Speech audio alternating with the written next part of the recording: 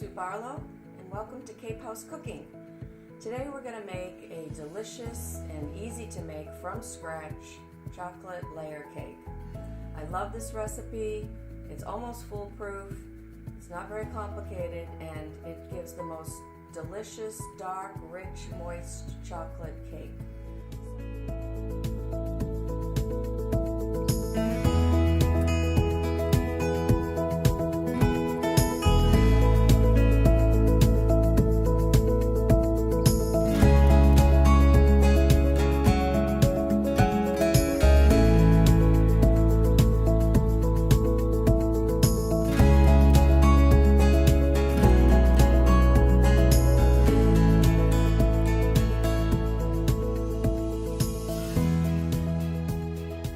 Started.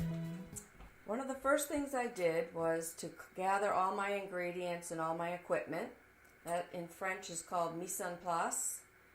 It's a professional term they adopted from the French that just means to gather all your ingredients and all of your equipment beforehand. So I've done that, and the other thing I did was I preheated my oven to 350 degrees. So that's set. My recipe says to sift all the dry ingredients together. But before I do that, I want to make buttermilk. This recipe calls for 1 cup of buttermilk. And I don't have buttermilk. A lot of people don't have buttermilk on hand, so I want to show you how to make your own buttermilk, which is a great little trick. I'm going to use 1 tablespoon of white vinegar. You could also use a tablespoon of lemon juice.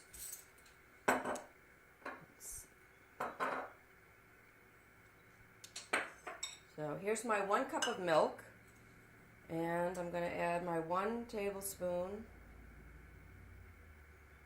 of white vinegar to it. And buttermilk is basically just soured milk, and that's what adding this vinegar or lemon juice will do. It'll just curdle the milk and give it that sour, tangy flavor. Which I know sounds a little strange, but when you think about all the sweetness and sugar we're going to put into this cake, this kind of balances it out. The other thing this recipe calls for is 1 cup of dark brewed coffee. And I wanted to get that done early so that it has time to cool. I don't want to put hot coffee in with my eggs. It might start cooking them if it's very hot. So I already brewed my 1 cup of dark coffee, and there it is. So I have that done. And the reason I want to do these things in advance is because you don't want ingredients to sit around after they've been combined. That's kind of the secret of baking, is once these ingredients come together, they start interacting with each other and have reactions. So we don't want them to sit around in the pan, because ingredients like double-acting baking powder, once they get activated, and baking soda, you want them to do their job in the oven, which is to help this cake rise. So I'm going to prepare my pans right away, get that done so that when I have mixed all my ingredients together, they're not waiting around for me to prepare the pans. So I get that done early. And I love this baking spray. It's basically oil with flour added already. So it saves you the trouble of putting oil in and then putting in flour. It's just one step, which I love. And don't be shy. You want to get it all in there. It won't do any harm, and you want to make sure those cakes slide right out of the pan. That's what we hope for. So yeah, I like to get these done, set them aside. Okay. The other thing I wanted to do, most baking recipes for cakes and other baked products ask for room temperature eggs. It's best to use them at room temperature.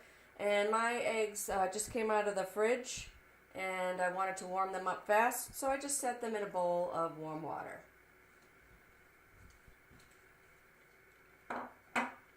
So my recipe says to sift all the dry ingredients together. So I like to use parchment paper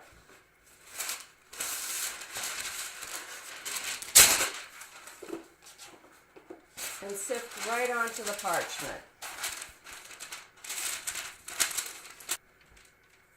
And I like to use this mesh strainer type of sifter. The recipe calls for 1 3/4 cups of all-purpose flour. So I've measured my flour, 1 3/4 cups of sugar. These are dry measuring cups. Measuring is very important in baking. It's very exact. And the great thing about dry measuring cups, unlike a wet measuring cup for wet ingredients, is you can just level them right off so you know you have an exact amount. When you have a wet measuring cup like this, the levels are down way below the top, so there's no way you could level those off. So for dry ingredients, this just makes a more exact measure, which is very important. So 1 cup of sugar, and then I have my 1/2 cup.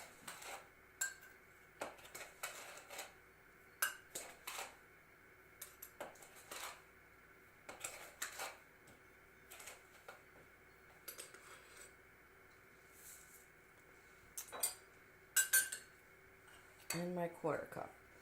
There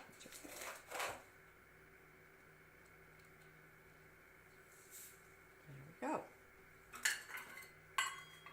I'm also going to add to that 3/4 cup of unsweetened cocoa powder. I like to just use the regular unsweetened cocoa powder, not the Dutch processed. That works best in this recipe. So I've measured out my 3/4 cup. And it calls for 1 teaspoon of baking powder.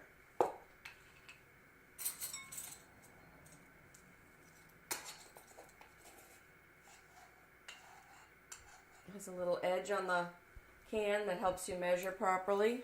That's nice. And 2 teaspoons of baking soda.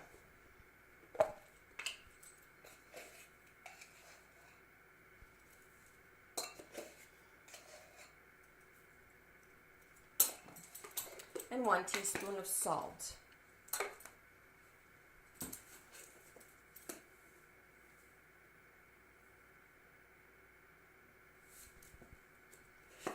Okay, so now we're just going to sift all these ingredients together. And this goes really fast using the mesh strainer.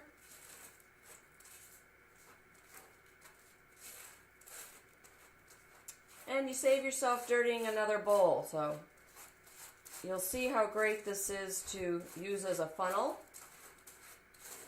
when you're trying to get it into your mixing bowl. So you just stir it around, rub it on the bottom. It's going to break up all those little chunky pieces. And now we're going to combine all of our wet ingredients, and we're going to do that right in the mixing bowl.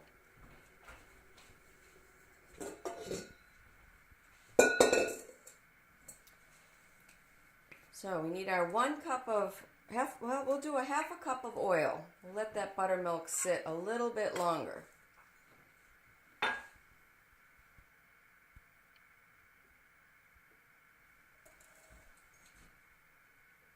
There's a 1/2 cup of vegetable oil.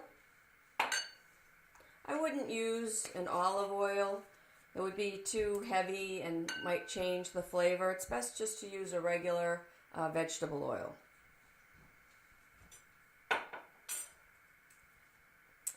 And our 2 large eggs.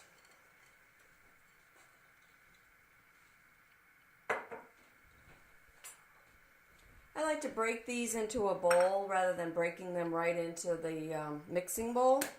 That way I make sure I have nice clean eggs that don't have any pieces of shell.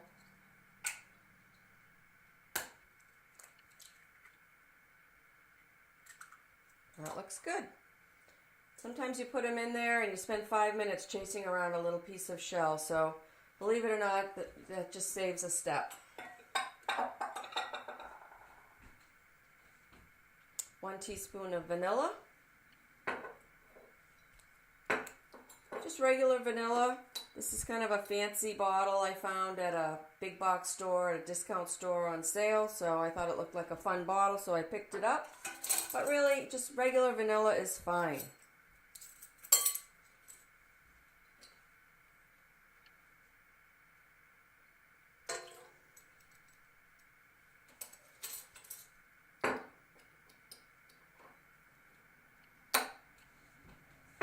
Let's see how our buttermilk is doing. Oh yeah, you can see that it's really becoming clumpy and thick. So it's curdled the milk and it's created our very own buttermilk. Fantastic. And then I have our 1 cup of brewed coffee. And I did this early so I know it's not hot, so I can put it right in there. It's nice and cooled now.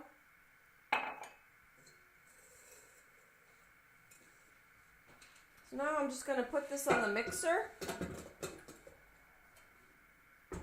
I have a stand mixer, but you could use any kind of mixer. Just a handheld, or a hand-beaten one, or just a little electric one. It's great to have a stand mixer, but you don't have to have one.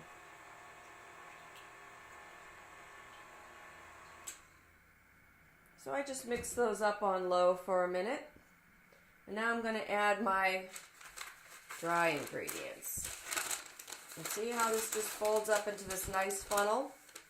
You want to make sure your mixer is off or on very low when you add this dry ingredients, because otherwise they'll just fly around and make a huge mess. So make sure you have your mixer on off or low. And you want to alternate with mixing and adding the dry. So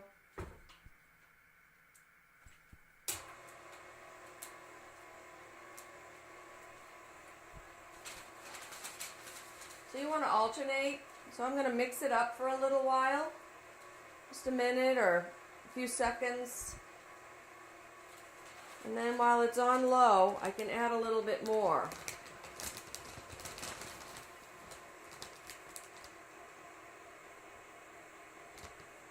Let that mix around.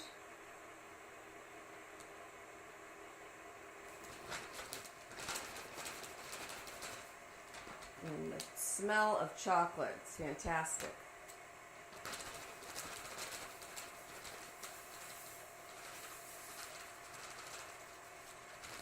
Okay.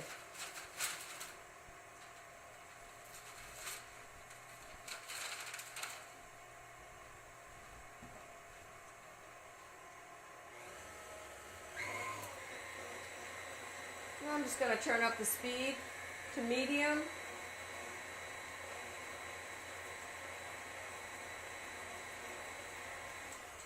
And I'm going to scrape down the sides. Don't want any, I just want to make sure everything's incorporated and mixed together well.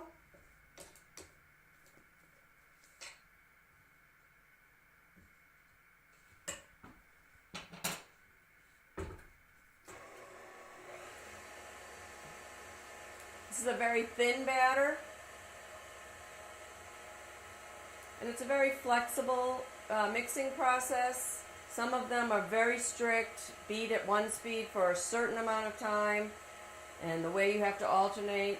But as long as these ingredients are well mixed together, you don't really have to be too concerned about any strict timing or speeds of beating, which is why I love this recipe.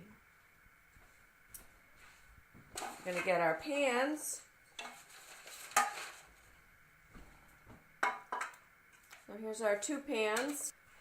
So you could measure this out with a cup, or you could weigh it out, but I'm just going to eyeball it.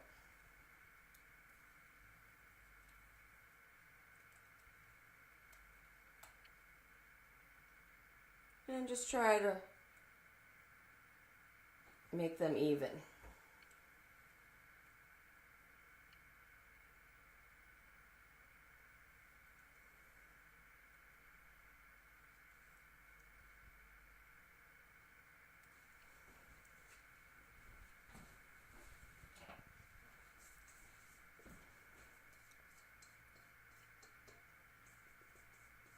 See how thin that batter is?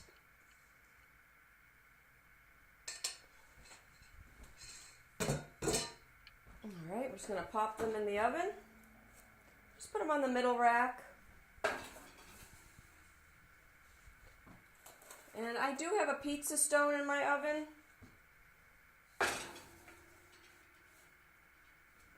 But that's okay. That won't hurt anything. I like to make pizza, and my family loves it when I make pizza. So the recipe says to cook these for 27 minutes. So I use my cell phone to time things, my smartphone. It's great. Set a timer for 27 minutes. Okay, 27 minutes and counting. Technology, you gotta love it. Okay, so my cakes are in the oven, and I'm going to work on making the buttercream frosting. Because this is a layered cake, I'm going to double the recipe for the frosting. If you were just making a smaller cake or not a cake with a layer of filling, you might get away with just a single amount of this recipe. But I decided to double it just because I like to have extra frosting. It also gives you the option later on of doing additional decorating after you've frosted the cake. If you have some leftover frosting, you can add food coloring and do some pretty decorations. So my recipe says 3 cups of confectioner's sugar, so I'm going to use 6 cups of confectioner's sugar. And again, I'm going to sift it with my mesh strainer onto my parchment. And that will help me funnel it into my mixer. So that's a great little trick. But you really have to sift your frosting. It's going to make for a much better frosting. And if you're going to try and do any kind of decorations with a decorating tip, especially if it's a narrow tip, you absolutely have to sift it. Otherwise a clump will form and it won't come through the tip properly and it will ruin your decoration. And this is really the best way of measuring if you're using cups for measuring. Lots of professional bakers weigh things out on a scale. It's 4 cups. But if you're not using a scale, a lot of home bakers don't use a scale. The best way to measure dry ingredients like this confectioner's sugar or flour is to do this sort of spoon and fill method. That way, that's 5 cups. That way, if the sugar or flour has been sitting around, and I mean the confectioner's sugar, not granulated sugar, you don't really have to worry about that, because the problems with flour and confectioner's sugar is sometimes it gets compacted sitting around on the shelf in a bag. So when you go and you just dig in your cup, it doesn't give you an accurate measure because it's all been kind of pressed down just sitting there. So if you fluff it a little bit with a spoon and then spoon it in, level it off, that's the best way to measure these types of ingredients. You know, a lot of people think we wear aprons to keep our clothes clean, but really aprons are to keep the food clean.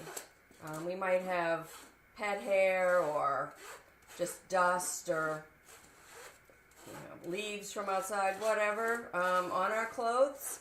So when we put on a nice clean apron, it gives us a level of protection from between our clothes and our food.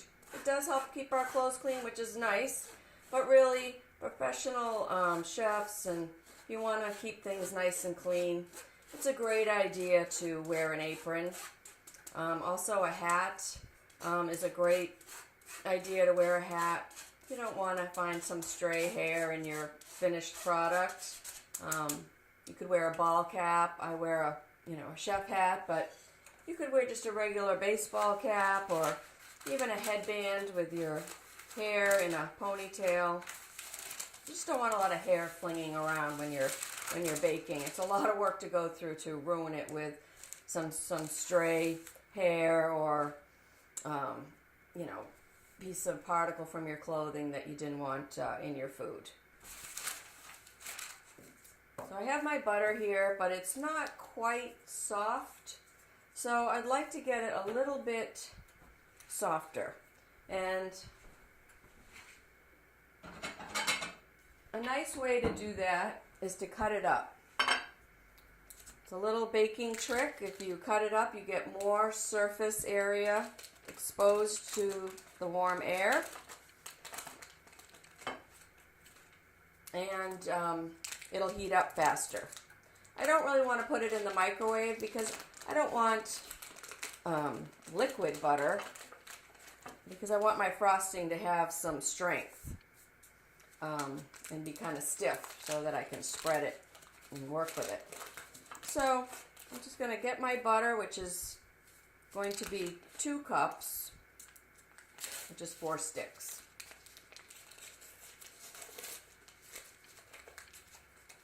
And there we go.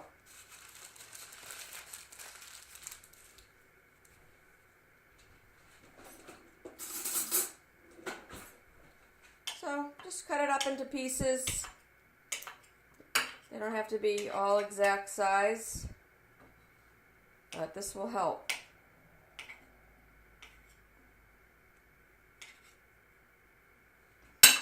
Also, when I put it in the mixer, I can put it in and just beat it just by itself a little bit, and that helps warm it up too.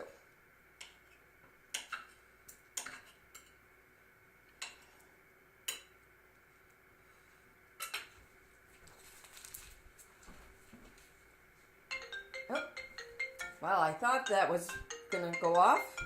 I was a little worried it wouldn't, but there we have it. The timer's gone off. So while this butter warms up, let's check on our cakes. Get my cooling rack ready.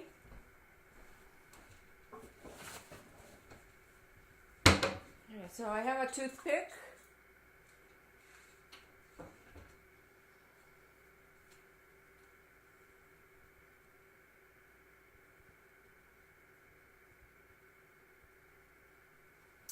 And there's just a tiny bit of crumb sticking to the toothpick, so that looks perfectly done.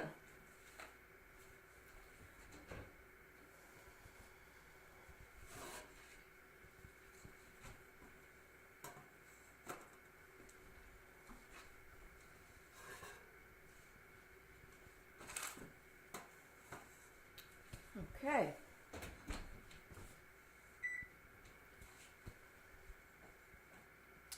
So we'll just let those cool for a minute. I'm just going to let them sit in the pan. The smell is incredible. It just smells so delicious. That coffee works to enhance that chocolate flavor, and it just smells delicious in here. And I'm going to put my butter, like I said, into my stand mixer and beat it around a little bit, and then I'll put my sugar in.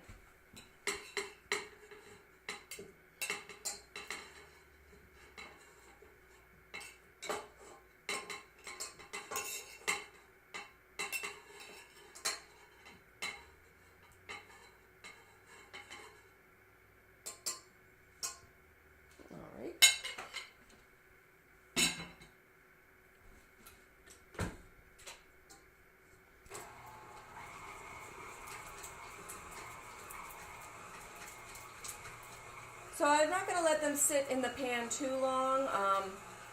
I did take them out when there's a little bit of crumb stuck on them, because there's something called carryover cooking. And what that means is there's so much heat contained in the cake and in the pan that it's going to continue cooking a little bit even after I take it out of the oven. So in a general rule, you want to take your baked goods out just a little tiny bit before they're completely done, because you'll get that little bit of carryover cooking. So I'm going to start to add my sugar, a little bit at a time. Work it into the butter. Again, I'm using my parchment as a funnel.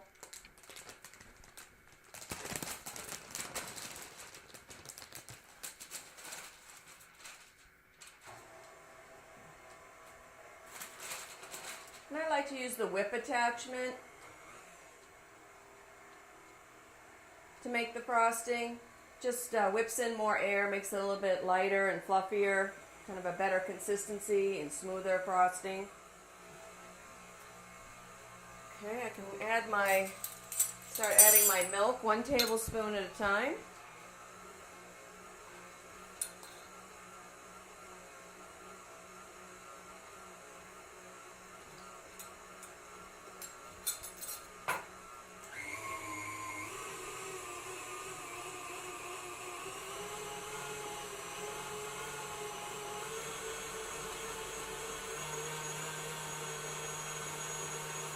In frosting, you don't have to worry about overbeating it. You really can't hurt frosting. It's not like there's flour in there that will get tough. You know, when you're working with flour, you're worried about over activating that gluten, which is could get tough if you overbeat it. This, you don't have to worry about that. It's pretty foolproof. You just want to get it mixed together and light and fluffy.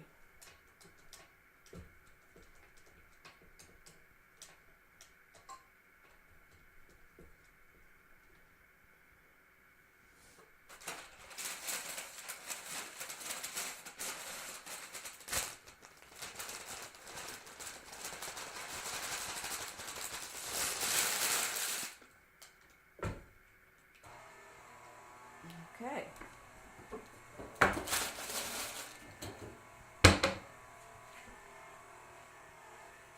I'll add another tablespoon of milk.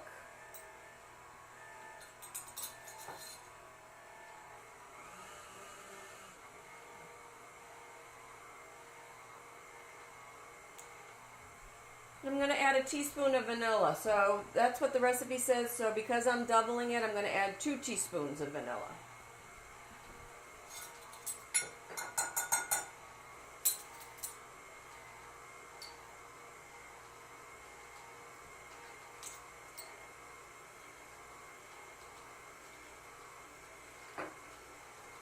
Now I could have made some or all of this recipe chocolate frosting, and all I'd have to do is add the unsweetened cocoa powder to it. If I added the unsweetened cocoa powder, because it's a dry ingredient, I might have to add a little bit more of the milk to balance it out, but you can make it as chocolatey as you want just by adding that cocoa powder.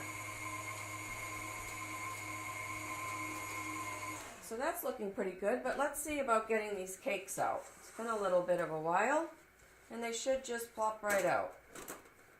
Beautiful.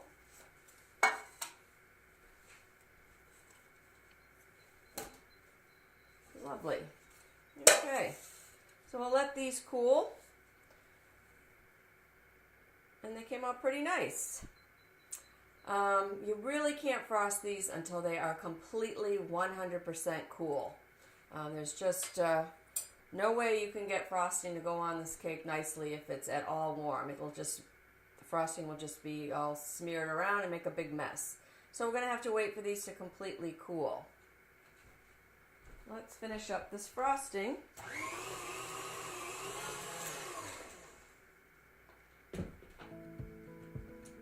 Okay, so that looks pretty good. Looks like frosting that will spread nicely and be creamy, but not too runny, so we can work with it. Make it go right where we want it to.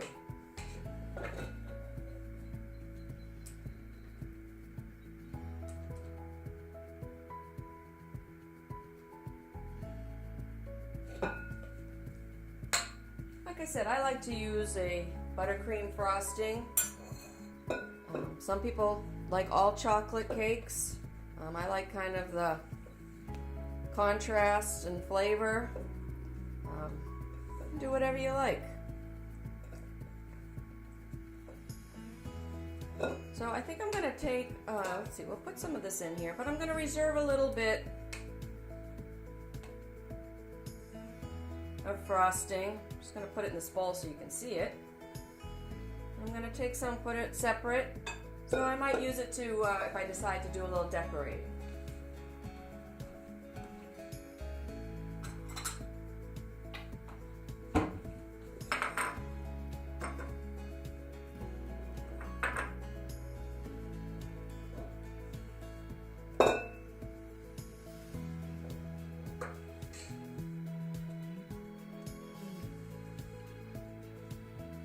It's delicious. Well, I've moved the cakes to a cooler part, away from the oven part of the house. Hopefully they'll cool a little faster.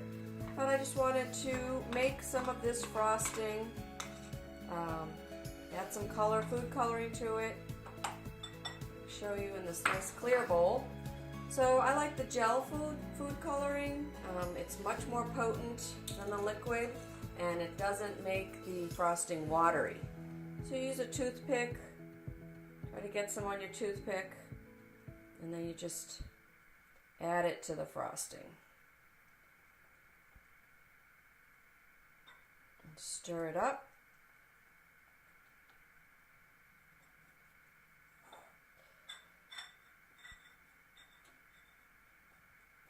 You don't want to put the dirty toothpick back in to contaminate this, so you just use a clean one if you need to add some more.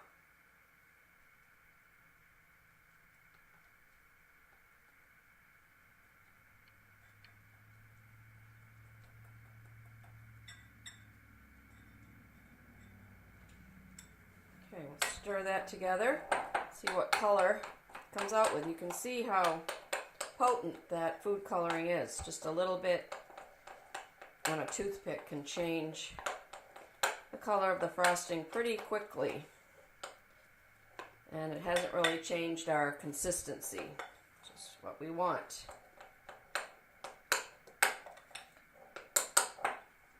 It's a pretty kind of robin's egg blue. I thought it would be nice to use this to write our happy birthday message on.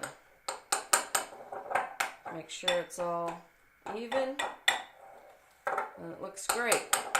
So that's done. Quick and easy, and you get some beautiful colors. There's all kinds of colors: green, pink, red, yellow, purple, black. So you can really get creative. The other thing I'm going to do is get our piping bag ready. You can buy a box of these at any big box store or at a craft store. And they come very, very handy. We're just going to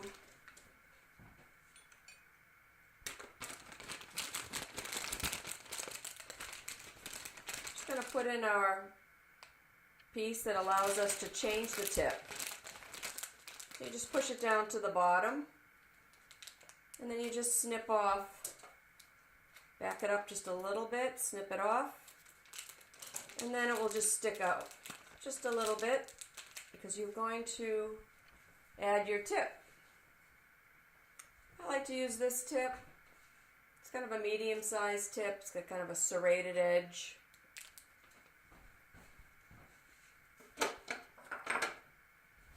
And then you just put this little ring on it.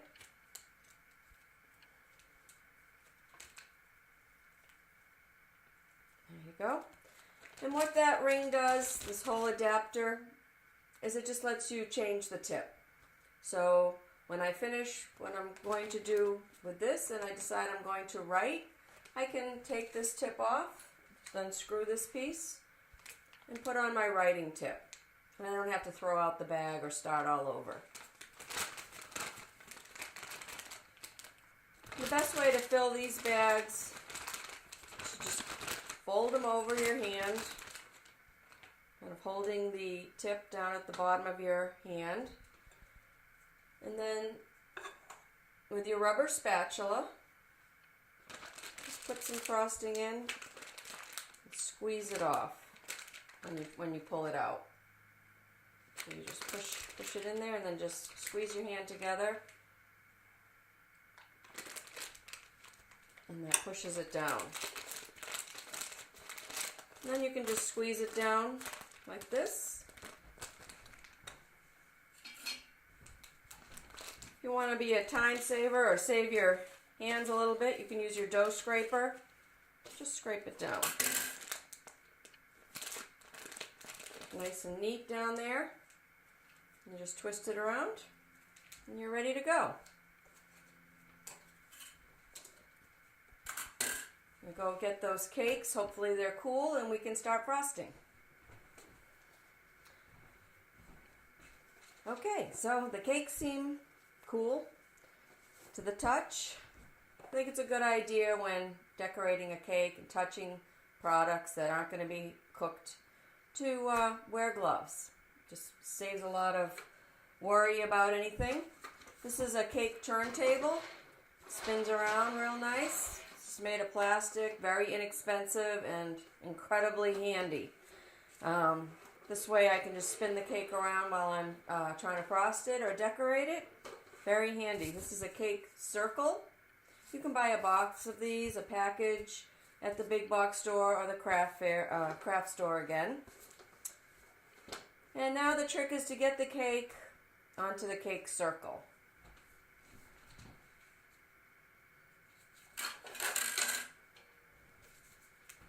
This is called a cake lifter, worth its weight in gold. This way you can move your cakes without worrying about breaking them. These cakes come together really well. Some cakes are a little more delicate. I do like this cake because it's not that delicate. It's pretty tough as far as coming together. I don't mean tough as far as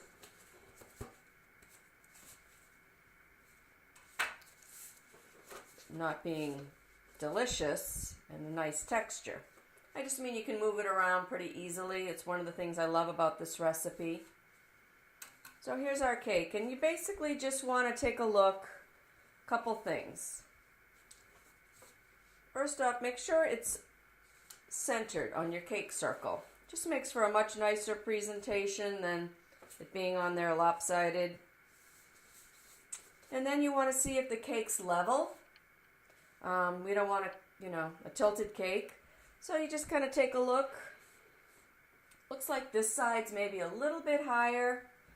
So I just take a serrated knife, and if you just lay the serrated knife flat and just go along, you can pretty much even off the level of the cake. Make it nice and level.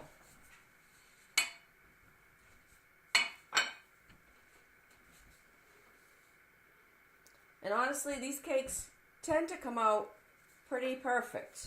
I just had to do a little tiny bit of leveling. The other thing I'm going to do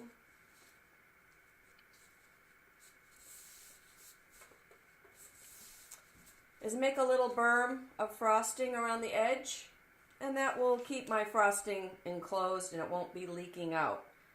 It's real important if you're using two different colors of frosting. Say your inside layer is one color and your outside layer is another color. You don't want one leaking into the other.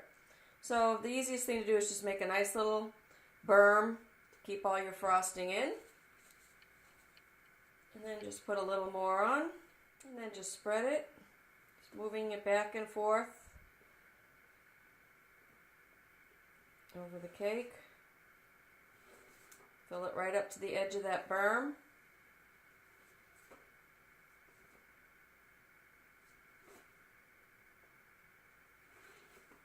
And then when you cut into it, you'll come across that nice layer of frosting. You can also add some preserves, jam, preserves, whatever you like. You could put in some pie filling even. These are nice cherry preserves. That might be delicious. Try these. Some people are purists. They don't like any kind of preserves in their cake, and that's fine.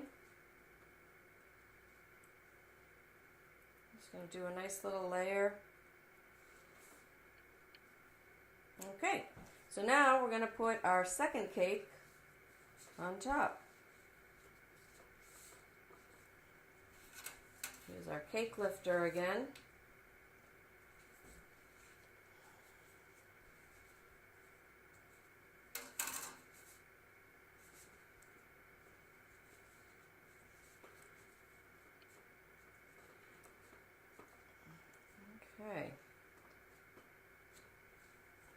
line them up nice.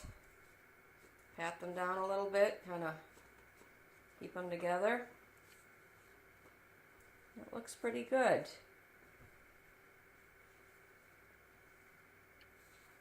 Maybe just a little bit off of this edge right here. Like I said, this cake usually comes out pretty nice, so we don't have to do too much trimming.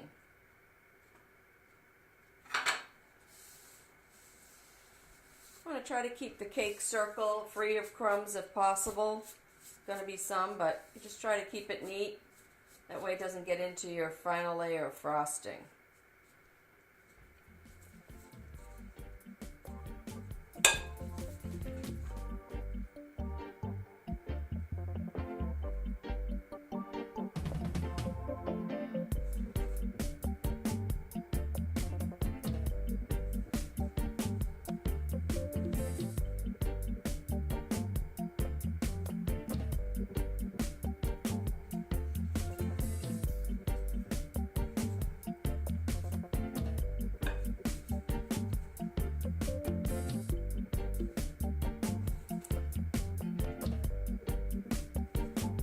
First layer of frosting is just called a crumb coat, and it's just a thin layer that you just put on the cake, and what it does is it sticks all those little cake bits to that outer layer.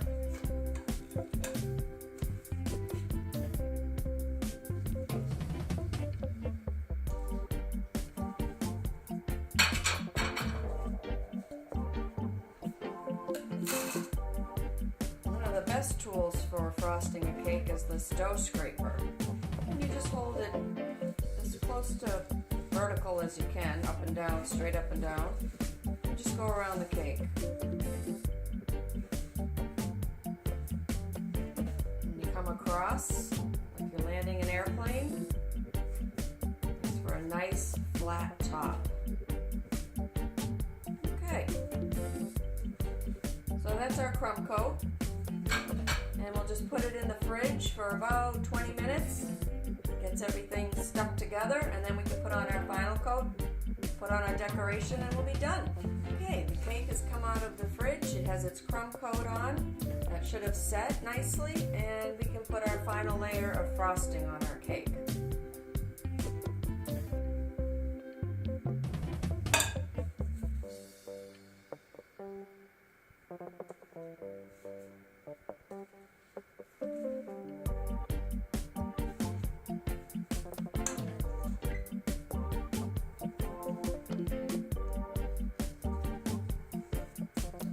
Much better this just spreads on. It's not grabbing up those crumbs anymore because the crumbs are all stuck to that crumb coat.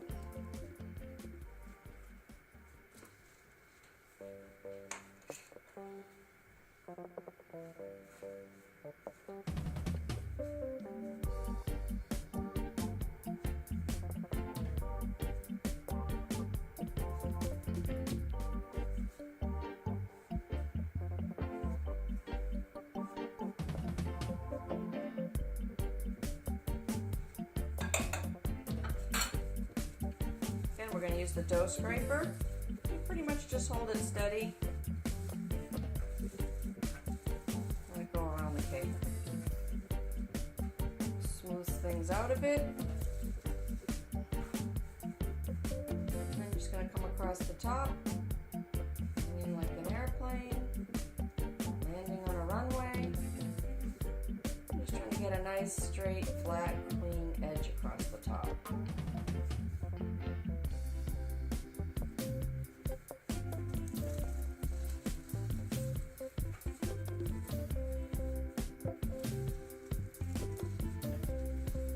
Thing you can do is take some hot water, dip a little spatula in it, just go over the cake, just kind of give it a final smoothing out.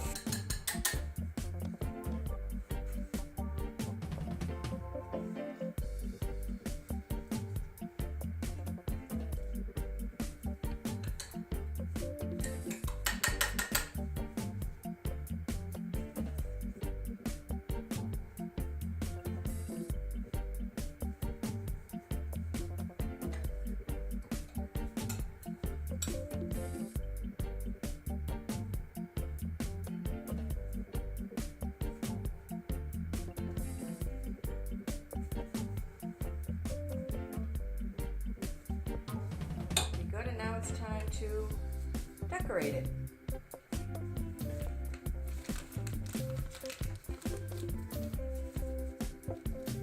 I like to just do a little scallop edge around the top.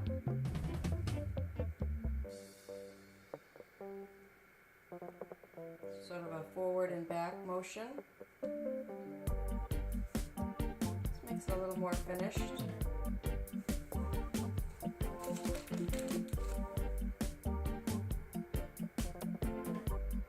And try to make them as uniform as possible.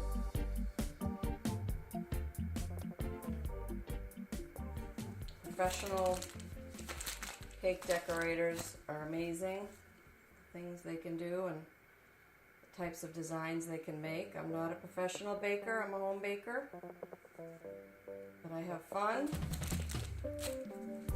We try to make the cake as pretty as possible. There's a saying that we eat with our eyes first. So if something looks good, our brain is already setting us up for a delicious experience. That's really helpful. Go around the bottom of the cake. You can use a different color. I use this blue frosting we made.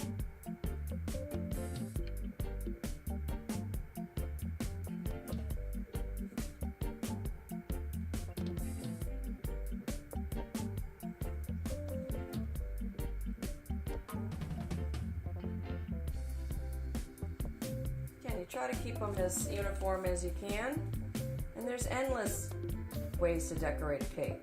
You're just so creative. The possibilities are really tremendous. You can just have fun with it, and make it unique, make it your cake. And the great thing about decorating too is it can hide imperfections in your cake. The frosting hid some imperfections. Now the decorating can hide some imperfections in your frosting, and on it goes. And in the end, it'll be delicious. You'll have had fun making it. And the best part is the gratitude and happiness it gives people when they eat it. You will be the hit of the party or the hit of your family. They will love you for it. Oh, that's a pretty little blue around. Now, like I said before, you can change the tip, which I'm going to do. So you just unscrew this top, take off your tip. I'm going to put on my writing tip. Put the ring back on, make sure it's all on there.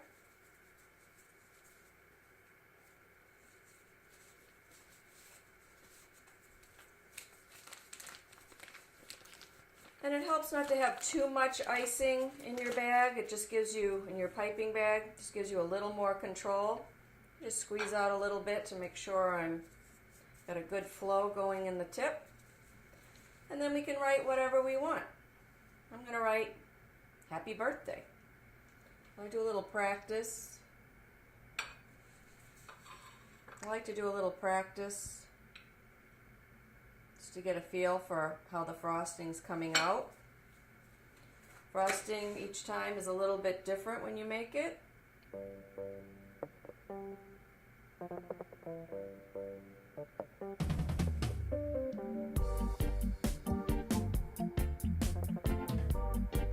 Okay. And then if you wanted to, you could put little dots on your cake.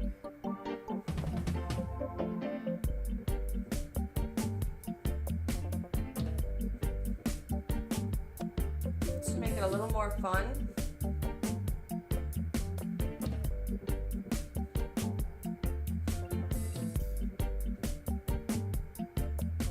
You could put them in different colors.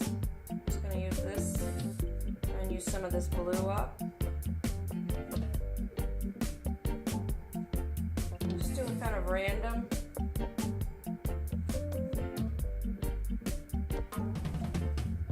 It's an easy little trick to make the cake more colorful and fun, kind of a party effect.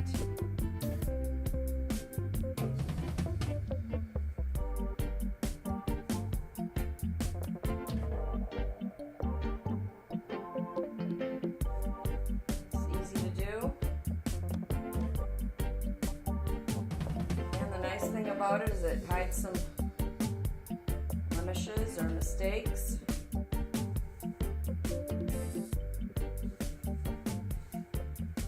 That's it. It's kind of a fun cake for someone's birthday. Okay, well, let's cut a piece and see how it came out.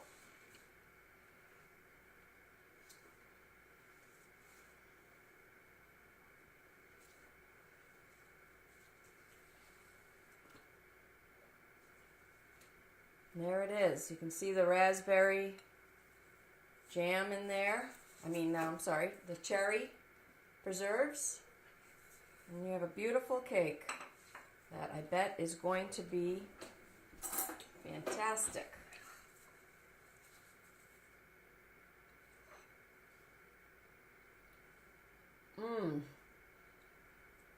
That is fantastic. It's light, rich, chocolatey flavor, moist, perfect crumb. I hope you go out and make your own cake from scratch. Thanks for watching. See you next time on Cake House Cooking.